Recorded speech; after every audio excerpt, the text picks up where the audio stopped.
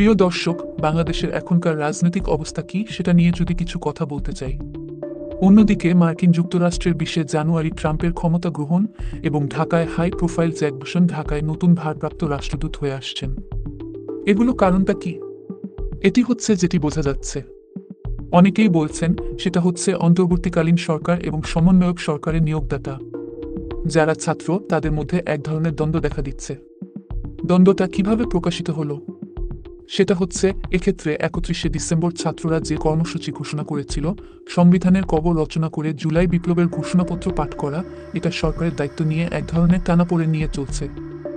সরকার করবে না, সমন্বয় করবে, সমন্বয় করবে না, সরকার করবে, এটা আপনারা দেখতেই পাচ্ছেন। সিদ্ধান্ত কিন্তু হয়নি। এখন আবার পরিবর্তন করে হচ্ছে কি, যে সরকার রাজনৈতিক দলগুলোর সঙ্গে আলোচনা করবে, সরকার সহযোগিতা করবে সমন্বয়ে, বাবা নাগরিক কমিটির জুলাই বিপ্লব ঘোষণাপত্র পাঠ করবে। অর্থাৎ বিষয় স্পষ্ট, এই ঘোষণাপত্র আর কখনো হবে না। বাংলাদেশের মাটিতে সেটা পরিষ্কার। একটা বিষয় স্পষ্ট যে তারা দ্বিধা, দ্বন্দ্ব এবং নানা টানাপোড়েনের মধ্যে আছে। কিভাবে এই যে ঘোষণা দিল তারা এটা কার্যকর করতে পারবে, পারবে না।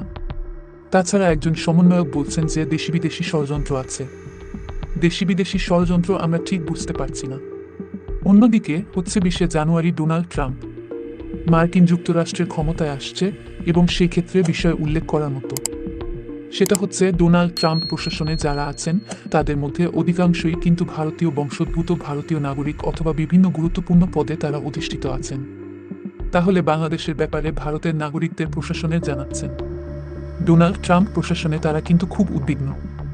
এবং এটা নিয়ে প্রথম দিনেই 20 জানুয়ারি তারা কিন্তু ব্যবস্থা নিতে চেষ্টা করবেন। এই বিষয়টা আরও গভীরে এই কারণে যে আমাদের বর্তমান প্রধান উপদেষ্টা তিনি কিন্তু বাইডেন প্রশাসন বেশি ইন্টার্ন হিলারি ক্লিন্টনের জন্য বাইডেন হচ্ছেন বাবা মায়ের মতো সঙ্গে সম্পৃক্ত, এদের সঙ্গে উঠাবসা এবং এখানে তিনি ডোনেটও করেছেন, অর্থ দিয়েছেন। সেক্ষেত্রে ট্রাম্প প্রশাসন কিন্তু তা ভালো চোখে দেখবে না, তারা কিন্তু পরিবর্তন আশা করবে। তাছাড়া যে এখন স্ক্যান এর যে নেতাকে গ্রেফতার করা হলো, এটাও কিন্তু স্বাভাবিকভাবে দেখছে না ভারত এবং মার্কিন যুক্তরাষ্ট্র। মার্কিন যুক্তরাষ্ট্র প্রশাসন এবং ডোনাল্ড ট্রাম্পও কিন্তু বাংলাদেশের এই অস্থিরতা দেখে ক্ষিপ্ত। এক টুইট বা এক্স হ্যান্ডেলে তিনি স্ট্যাটাস দিয়েছেন, সেটা নিয়ে অনেক আলোচনা হয়েছে। সবকিছু মিলিয়ে আমাদের রাজনৈতিক অবস্থা, রাজনৈতিক ভবিষ্যৎ অবস্থা কিন্তু ভালো না। আমাদের যে কথা বলছিলাম যে আমাদের বর্তমান প্রশাসন, এদের মধ্যে কিন্তু দ্বন্দ্ব দেখা দিয়েছে।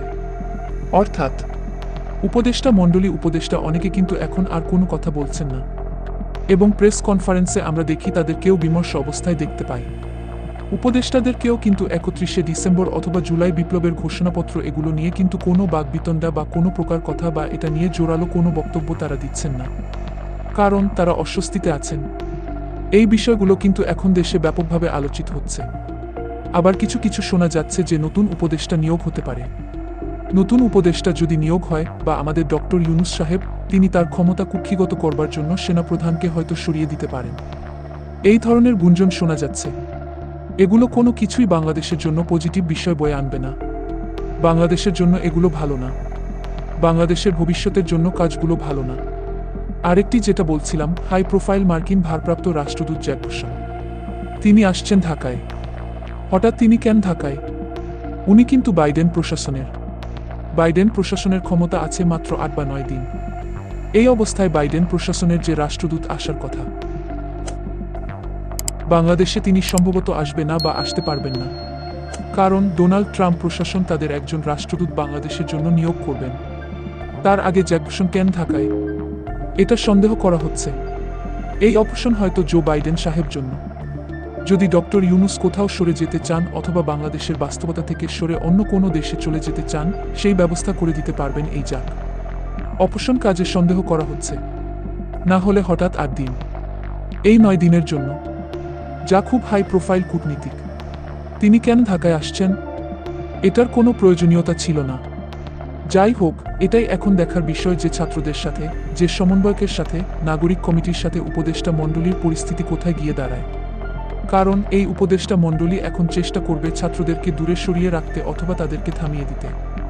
আর ছাত্ররা যদি খুব শক্তিশালী হয় তারা চেষ্টা করবে উপদেষ্টা মণ্ডলীর পদত্যাগ অথবা নিজেদের ক্ষমতা নিজেকে কিভাবে বাড়াতে পারে সেটার চেষ্টা করবে। যে জন্য তারা যাচ্ছে জুলাই বিপ্লবের ঘোষণাপত্র যদি তারা পাঠ করতে পারে তাহলে কিন্তু তারা নিজেরাই শপথ নেবেন। এটি আপনারা সবাই জানেন।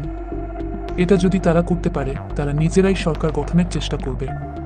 কিন্তু বাংলার মাটিতে আশা করছি সেটা হবে না। কাজেই দ্বন্দ্ব তাদের মধ্যে লেগে থাকবে।